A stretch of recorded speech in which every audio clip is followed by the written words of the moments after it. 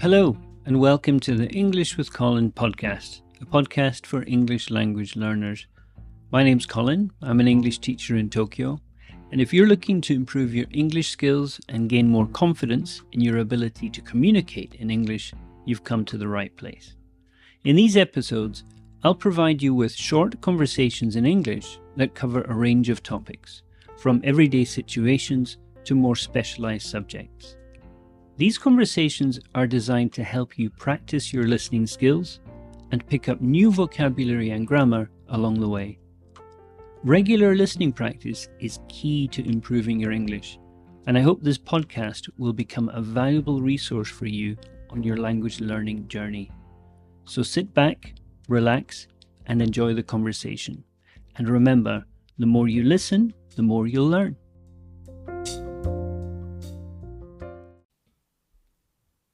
This is episode 24, and today's topic is Tokyo's secret spots, lesser known places and experiences. Hello, Sue. Hey. How are you? Good, how are you? I'm very well. So what I want to talk about is the kind of places that tourists might not know about. So they do a little bit of research about coming to Japan, but these are maybe little experiences that might be lesser well known. The first one I want to talk about is, eating. A big part of any trip to Japan is going to be eating. And I think perhaps a unique eating experience is in big city areas like Shinjuku or whatever. You have these areas where you can eat kind of outside on the street, kind of outside a restaurant. Yes, this feel a little bit more local, but they're always good value, and you will see a lot of people because, they're good price, good food, and they create a certain atmosphere that I really like. It feels very, or it seems very Asian, the kind of atmosphere. The kind of place I'm talking about is a place that just literally has very, very small tables and very, very small chairs, sometimes just stools outside on the street. So they kind of take over a small area of the street. Yes. Or pavement. And the food is, as you said, kind of good value, and these kind of places are busy. They're always busy, yes. Especially, after work, on a Friday night, these places are going to be busy, and the drinks are cheap.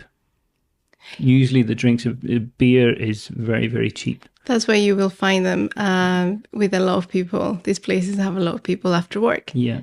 And sometimes they are within big streets, but you can find these kind of places in very narrow streets, a little bit more hidden, I would say. But again, that gives it much more like this style that is quite attractive, I think. So Shinjuku, as I mentioned, there's also an area called Ameyokocho, which is near Ueno, which is an interesting area to kind of explore, but there's lots of these kind of places to eat around there.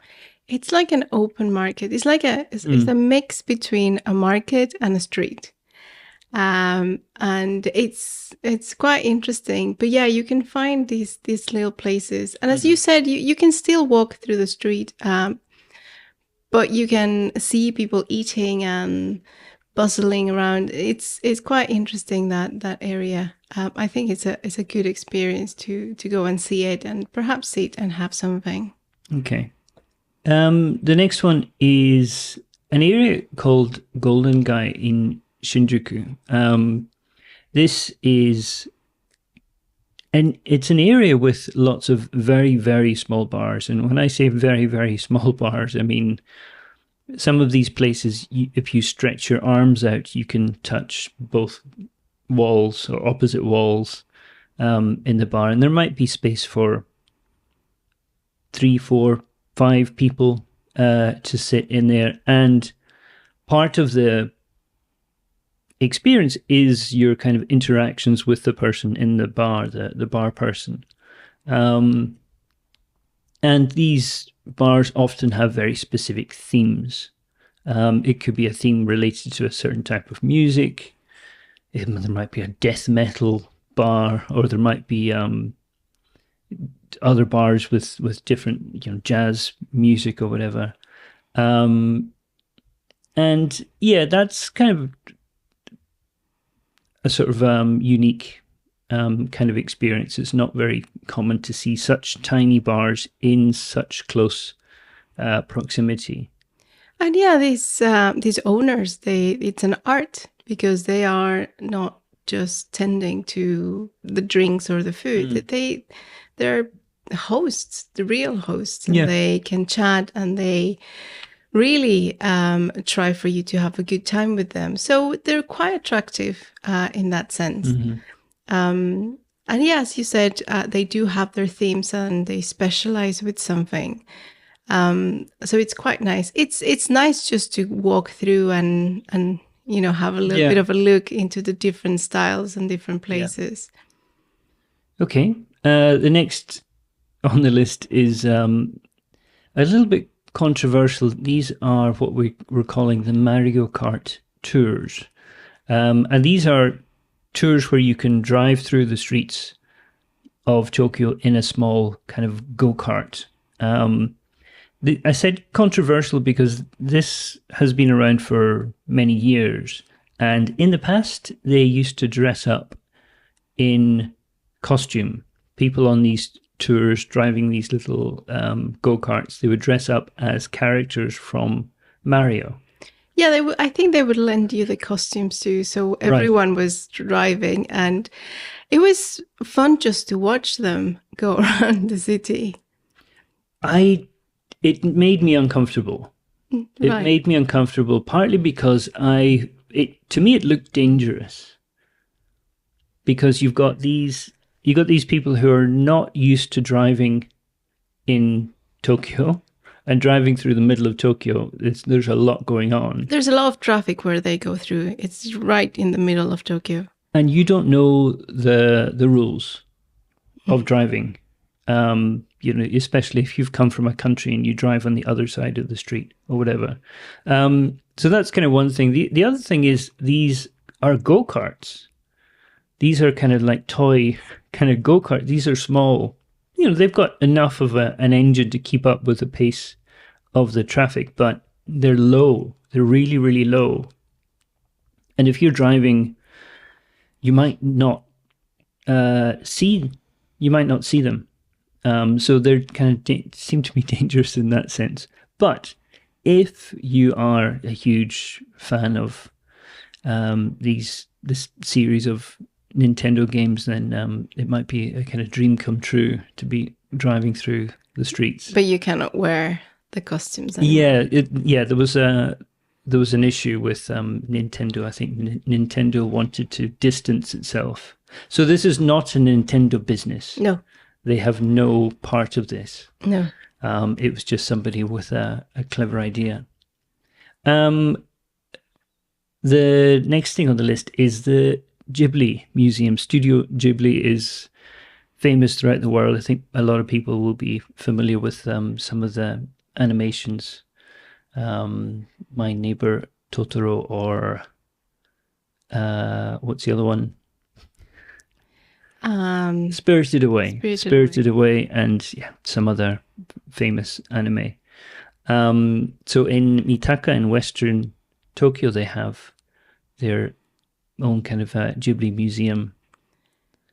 You need a ticket to get in, and I understand is a bit difficult to get it outside Japan. You need a ticket, and you need to buy your ticket in advance. I think that's what you mean. Yeah, but it's not impossible, but you need a third party someone to get it for you. Possibly, yeah. I mean, agencies could do it for you. in Japan, you can check if there's available times. At convenience stores, they have these machines where you buy them. It might seem scary, but it is easy enough. You'll get through. Yeah. It may have changed in recent years. It's a while since we've checked the system, but yeah. Again, if you're a big fan of the Studio Ghibli movies, I think that could be a nice thing to come and see. One that we've enjoyed in the past is the Team Lab digital art kind of exhibitions. These are fantastic. Yes, they're multimedia art. So they have sounds and lights and colors and shapes. And it is interactive. These lights interact with you, and they have different areas, and they are all very unique. Mirrors, and it's quite an experience. The way to describe it is it's immersive. It's kind of 360 degrees. And interactive. No, they've done some very interesting stuff. Obviously, COVID was not a great time for them. But just before COVID, they were doing very, very well. Everyone is really enjoying their exhibitions. I think now they're starting to come back and do some other exhibitions. Try to talk about a few more. What do you think about these animal-themed cafes? Give me an example. Well, the classic one would be the cat cafe. Oh, of course. Yes. I think that's the one that is most famous. The cafes where there's cats around. And we've tried some of those. Yeah. Of course, cats are not very... Well, they do not know you. And it's not like you can pet them immediately. But we've tried, we've seen others. There's owls, there's hedgehogs, there's hedgehogs, rabbits. Very popular, rabbits. But the one that we've tried and I loved, and it was such good fun, was the pig cafe. Yes, these are mini pigs. I think that's what they call them in Japan, the mini pig.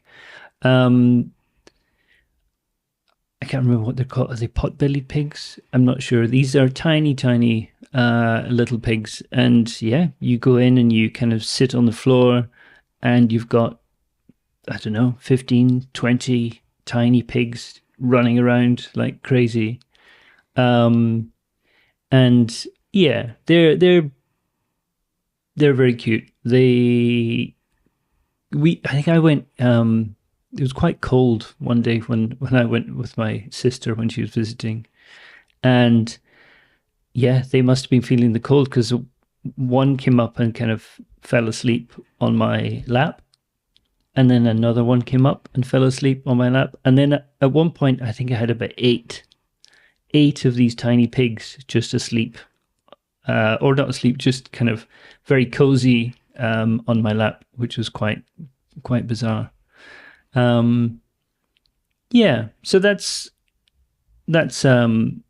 something that people enjoy. I think one of the reasons they're so popular in Japan is that it's not always easy to have a pet. No, there's some living spaces that are very small. Also, people work a lot, so it's difficult to take care of a pet. Many apartments will not allow you to have a pet. Many apartments will not allow pets for the same reason. So yes, this is a great opportunity to kind of have this connection.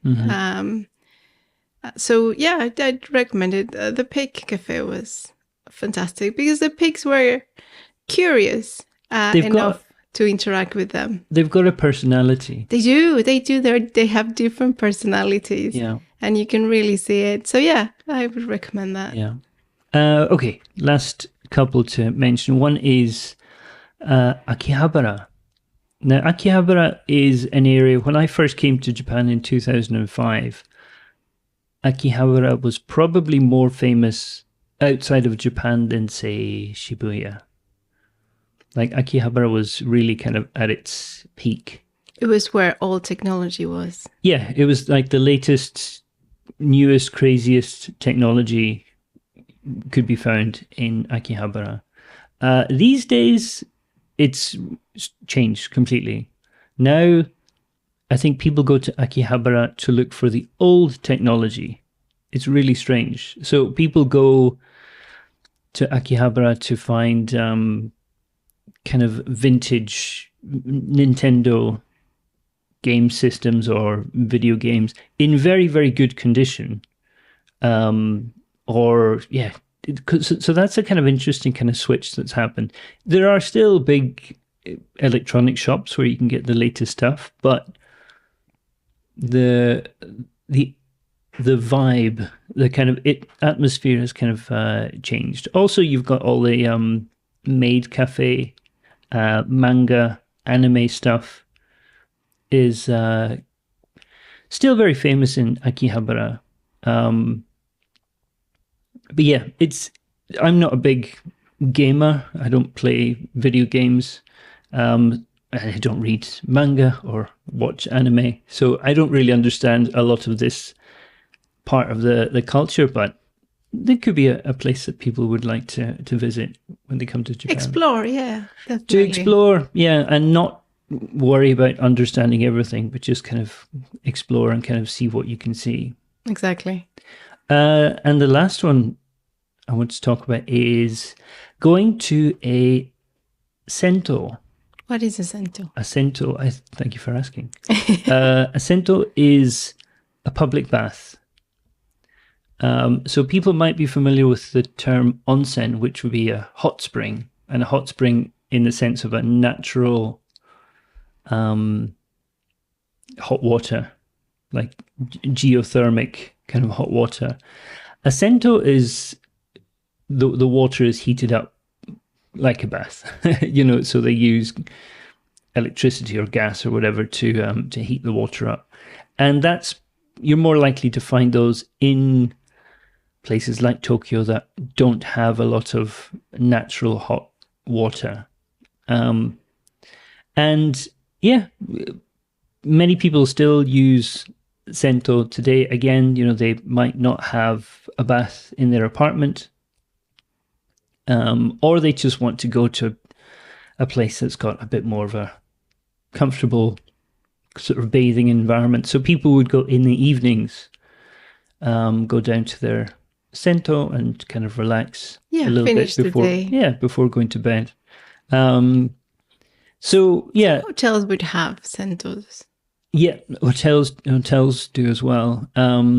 Yeah, some hotels could, but also even within very residential communities, residential areas, you'll find sento. Mm-hmm.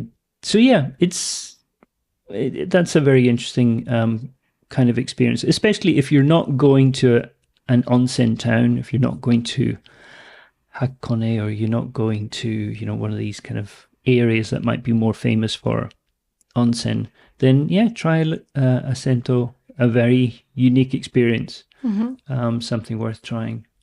So yeah, those are a few things that you might want to try on a visit to Tokyo. And that's a wrap for today's episode of the English with Colin podcast. I hope you enjoyed listening to the conversation and found it helpful in your language learning journey. Remember, the key to mastering a language is regular practice. So make sure you listen to our podcast regularly and keep honing your listening skills. We appreciate your support and feedback. So if you have any comments, questions, or suggestions for future topics, please don't hesitate to get in touch with us. You can find our contact information in the show notes. Thank you for listening, and I look forward to joining you again next time for another conversation in English. Until then, keep practicing and take care.